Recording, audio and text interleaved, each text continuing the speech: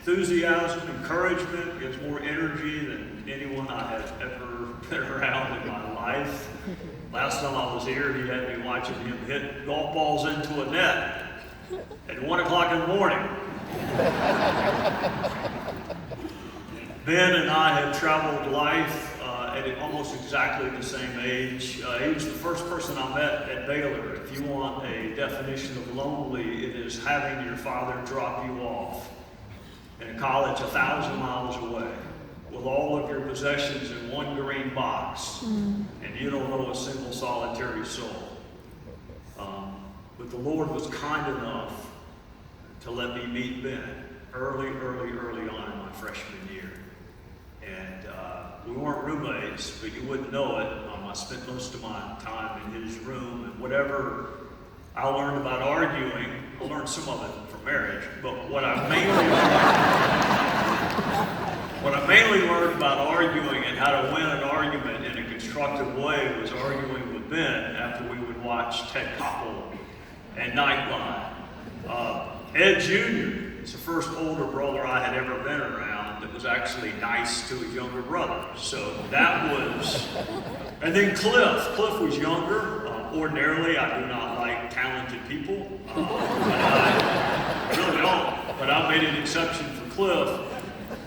But I will tell you this, the member of the young family that had ministered to me the very most was Joe Beth. For this reason, living an authentically Christian life is the most persuasive, proselytizing thing any of us can do. And her humility was worth more than 1,000 sermons could ever be to someone who struggles with cynicism and skepticism the way I do. I have no defense against authenticity and sincerity and consistency.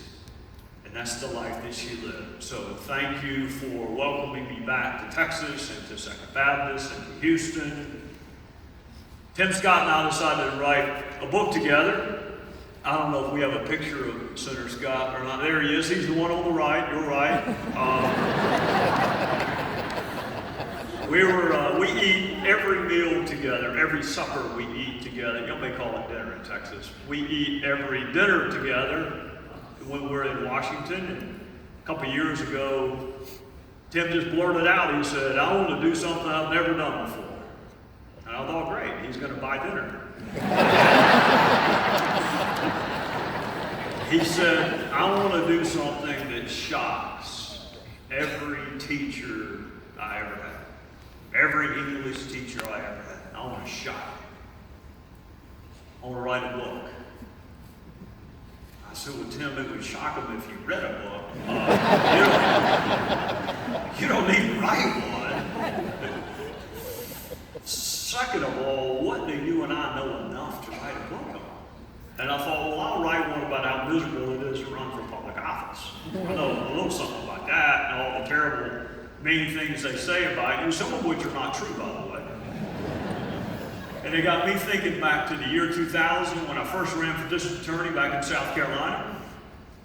And our then young daughter walked into my home office, copy of the Spartanburg Herald Journal in her hand, tears coming down her face, saying, please tell me it's not true, Daddy. I had just announced that I was running, and this was an article announcing it.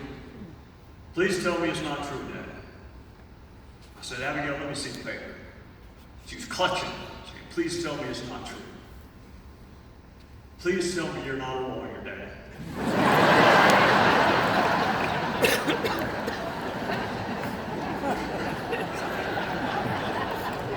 That's only partly true. My dad's a doctor. He did have that reaction. So Tim and I decided to write a book of all things in the current political environment in our beloved country. We decided to write a book about unity. And you may think, boy, y'all picked a weird time to do this. Our country is about 50-50.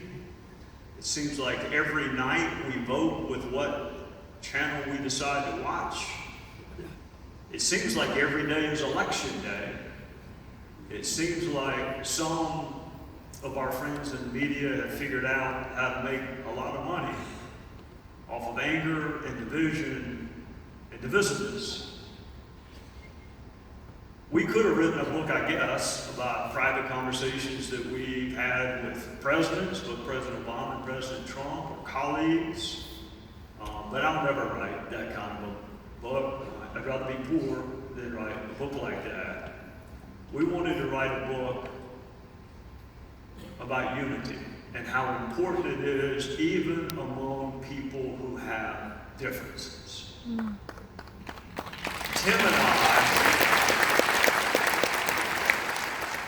and I are from the same state. We're aligned with the same political party. As you notice, we are different races. And a black man and a white man from the home of the Civil War writing a book together, there is a point in our history where that alone would have been newsworthy. Praise God, it is no longer newsworthy. Right. That the guy on the left and the guy on the right would be friends Yes. and write a book together. When we were born, we could not go to school together. We now teach a class together at a school. So we could have focused on our similarities, but I got to be honest with you, even among people that appear to be similar, there are differences. Just like even among people who appear to be different, there are similarities. Tim and I have differences. Some are manifest. He's as bald as a cue ball. Unintentionally so. My hair has been the source of numerous articles and pieces of legislation, United Nations resolutions. Tim grew up in a single-parent household. His mom worked in a hospital, changing bedpans. I had a parent that worked in a hospital too. Mom was a doctor. I never had to worry about whether or not our bills would be paid. My sister was with us last night. My middle sister lives in Houston, Texas. I have 3, so whenever you hear God won't give you any more than you can handle, I want you to imagine growing up with 4 mothers. I'm never worried about bills being paid. Tim did. Tim and I have had very different experiences with law enforcement. I confess my bias towards law enforcement. It is a bias, and I confess it, because in my 20 years as a prosecutor, I spent a lot of time around law enforcement. Are they bad? They're bad everything. Believe it or not, if you can keep a secret, they're bad members of Congress. So I'm not oblivious to the fact that they're bad everything, but if anything, I would have a bias towards law enforcement. I've never been stopped for any reason other than that I deserve to be stopped. Tim Scott, as an elected official, was stopped 7 times in 1 year. Now you look at that picture. Who do you think you need to be more worried about? I don't wear a congressional pennant. I don't wear a House pennant. I've never been denied access to a single building on Capitol Hill, even though we're supposed to wear our pennants. That's what identifies us as a member of Congress. I don't wear one. I've never been stopped. Tim does wear one. He's stopped. We have different spiritual beliefs. He's an eternal optimist, always believing the best in people. I am exactly what you would think a former prosecutor would be, which is skeptical and cynical and has a very dim view on the nature of mankind and is therefore rarely surprised and rarely disappointed. So yeah, we're the same political party, but our differences in some ways outpace our similarities. And despite our differences, we decided 7.5 years ago that nothing was going to come between our relationship. I think the night that I knew that no matter how much people wanted to say you're from the same state, you're the same political party, you got most of the same political views, what could you guys possibly have not in common? I think the night I realized the DNA of our lives, the blueprint for our lives was so different, was at that same restaurant we go to every night. And Timmy was telling me a story about his grandfather, Mr. Artemis Ware. That Mr. Ware, there was no other male figure, authority figure in Tim's house, except his grandfather.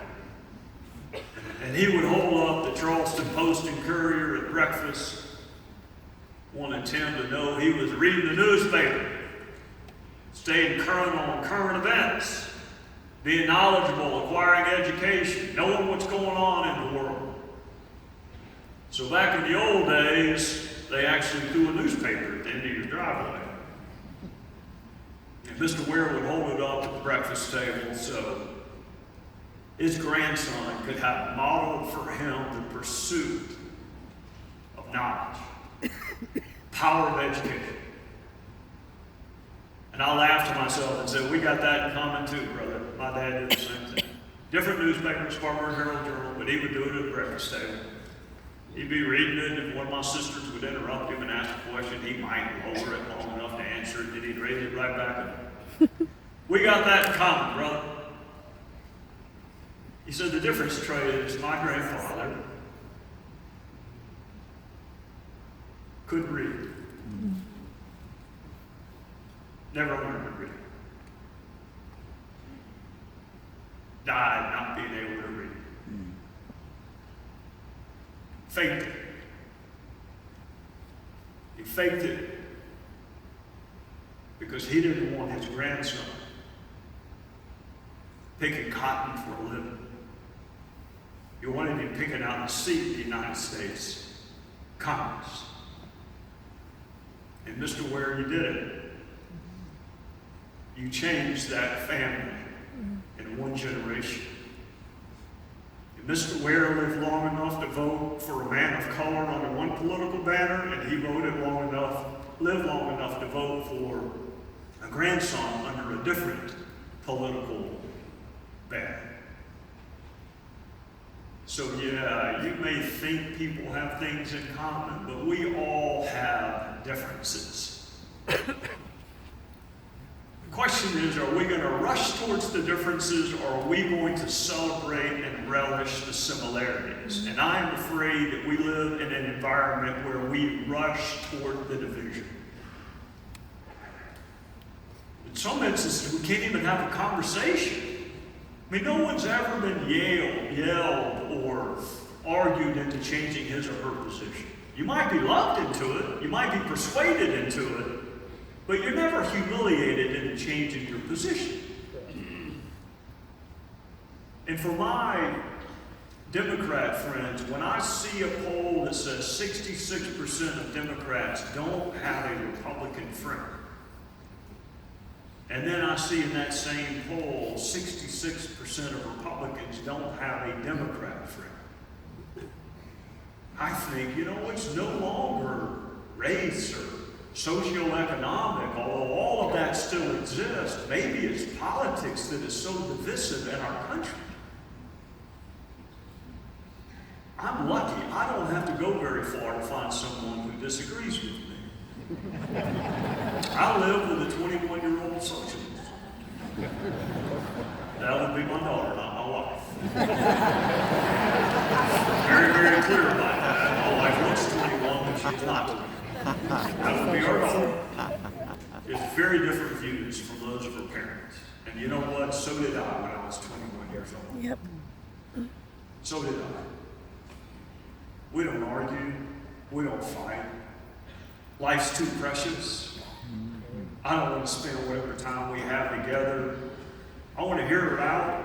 I want her to hear me out. I want her to listen without prejudice. I want to listen without prejudice. At the end of the day, for the most part, she keeps her beliefs and I keep my beliefs, but there is no fracture in the relationship. And I'm afraid now in our country, in certain pockets, there is a fracture. We have people being thrown out of restaurants because of who they work for. We have kids being humiliated by adults because they happened to watch one school shooting too many. It just pushed them over the edge. That's not the world they want to grow up in. And you are welcome to have a different view from them. But I don't get ridiculing children. And I don't get throwing people out of restaurants because they happen to have different political beliefs. That's not the country I want to live in, and it used to not be that way. So how do we get back to having a conversation where you are welcome to your belief and I'm welcome to mine, but there's not going to be this divisiveness, this fracture?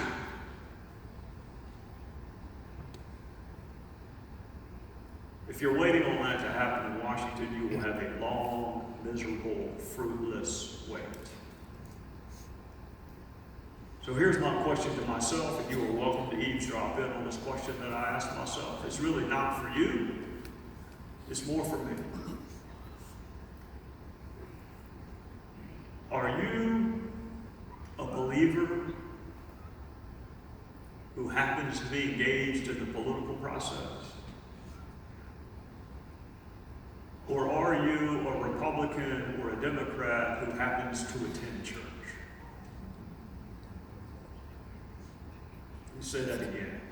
Are you a believer who happens to think it's important to engage in the civic process?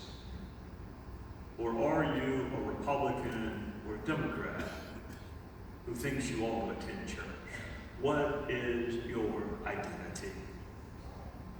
When you hear the phrase, we the people, do you think people means the people in our country's foundational document? Because you'll see the phrase there, we the people. Or when you hear people, do you think to the Old Testament where it says, if my people? So what's our identity? Because if you are looking for healing to come to this country, it will start with believers, because unity is biblical. It was not me or anyone else in politics who said, in Christ there is no Jew, no Gentile, no male, no female. And I'll bet you if he were here, he would say no black, no white, no brown, no Republican, no independent, no Democrat, no libertarian. Who do you identify with, and how do you identify yourself? So unity is biblical. It's also practical. A house divided against itself cannot stand. How do you know that? Because you've heard that phrase your entire life. How does something become an idiom? Because it's true. A house divided against itself cannot stand.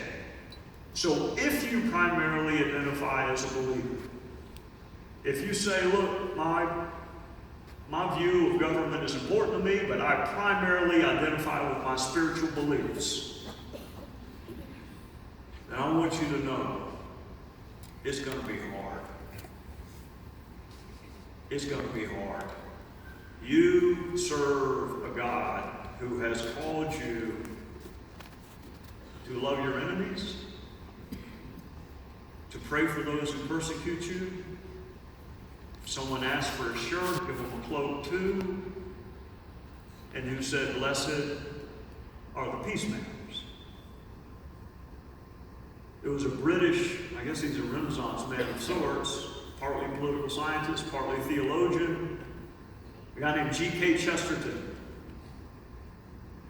He said, it is not that Christianity has been tried and found wanting or lacking or insufficient. It is that Christianity is really hard. Therefore, it is rarely tried. It is not that Christianity has been found wanting, insufficient, lacking. It is that it is really hard. And therefore, it is rarely tried.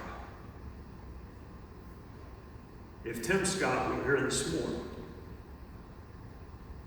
he would tell you the moment he knew that our relationship was different,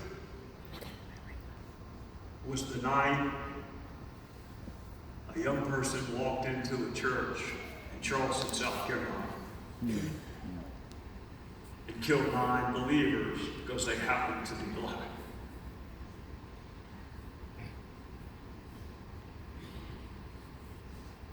Imagine that. Imagine gathering on a weekday night to learn more about God, to study His Word. And in walks a stranger. You welcome that stranger. You give him a seat. You pray with that stranger and you pray for that stranger. And at the end of that prayer time, that stranger who had driven over 100 miles, passing mile marker after mile marker after mile marker, knowing full well what he was going to do.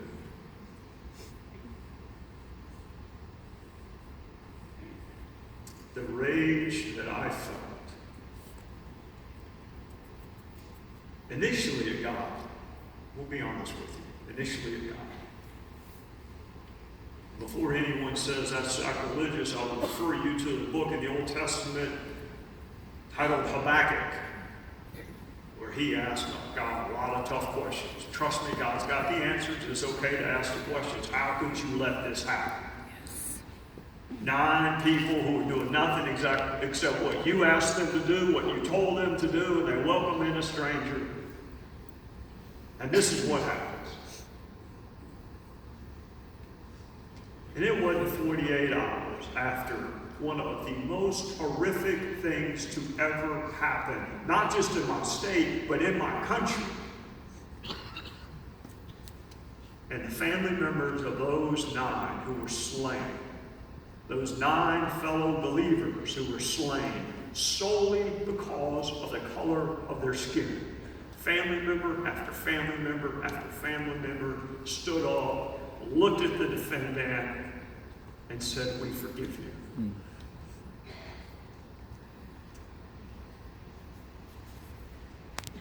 I couldn't do it. I confess, I could not do it. Christianity is hard. It's hard. The path of least resistance is the political path. The hard part is if you identify as a believer, following the teachings and the admonitions of Christ. So what do you need to have unity? You got to have barriers come down. Whatever real or perceived barriers you think exist, Christ knocked every one of them down. Amen. Gender barriers, not just the woman at the well. Who were the first people to appreciate the deity of Christ? Women. Who were the last to leave him at the cross? Women. Who were the first to really believe he'd been resurrected? Yes. Women. He broke down gender barriers. He broke down racial barriers. Anybody familiar with the story of the Good Samaritan? That's not about a rich guy leaving some money for a guy that was injured. That's the breaking of religious barriers. Socioeconomic barriers. If Jesus had anything nice to say about rich people, I have missed it. I cannot find it. I have looked as I begin to transition into the next chapter of life. I have looked to see if maybe he had said something complimentary about rich people. I can't find it. Something about a camel and an eye and an eagle.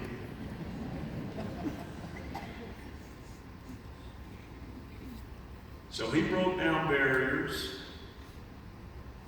and that's really important. The other half of the equation is you got to be willing to build a bridge. If everyone you know is on the same side of the river, why do you need a bridge?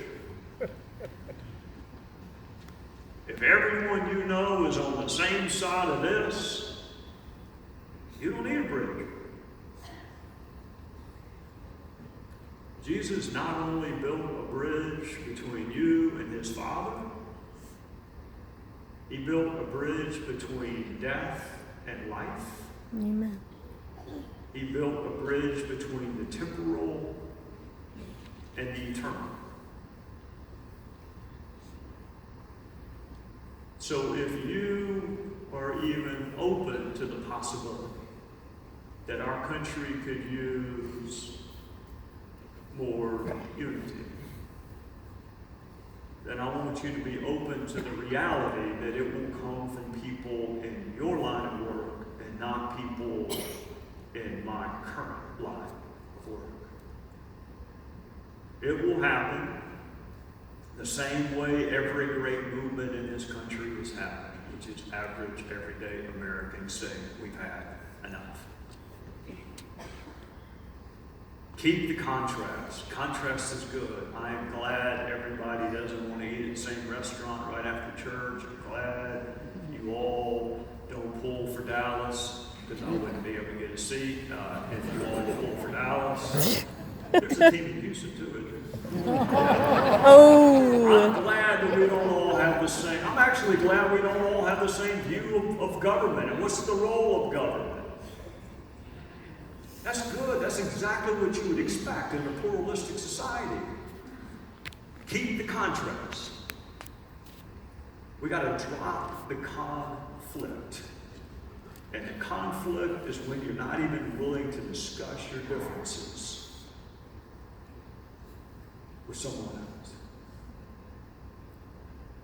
Christianity is hard.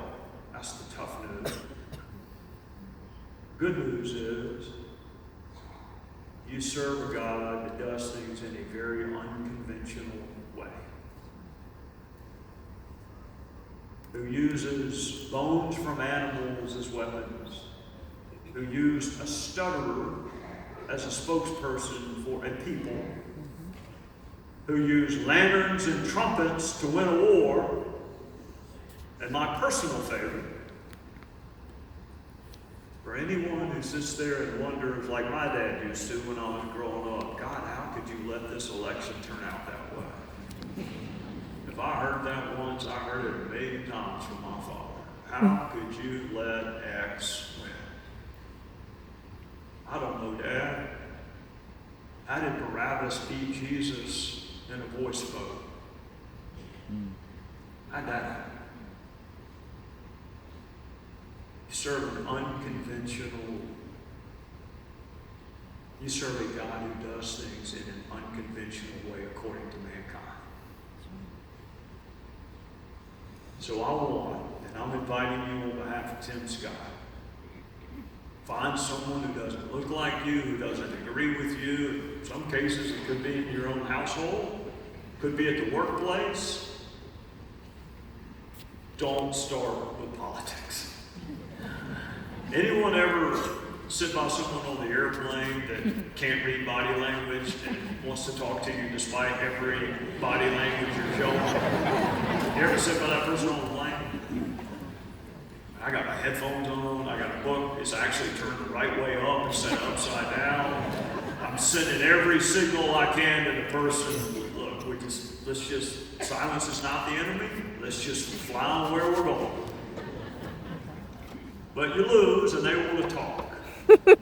You don't start by trying to find the things that you don't have in common.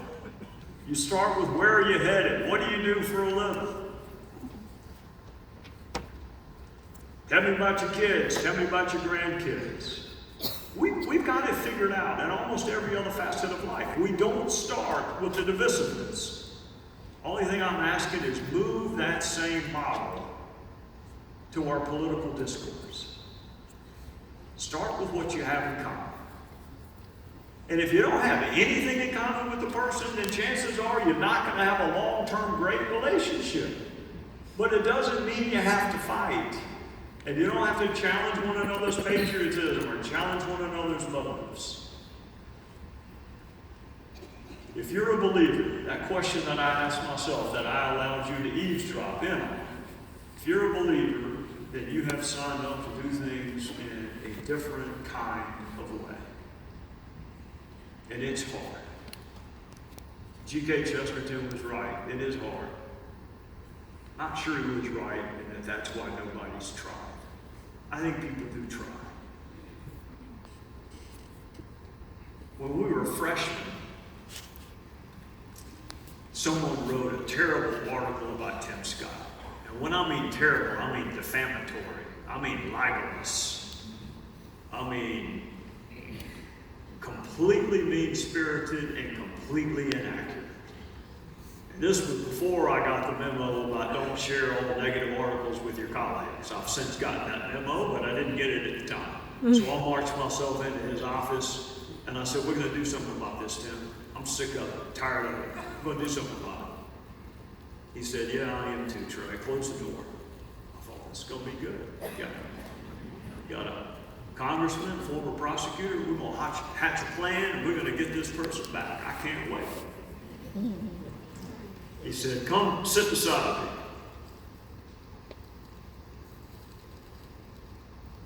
He said, we're going to pray for him.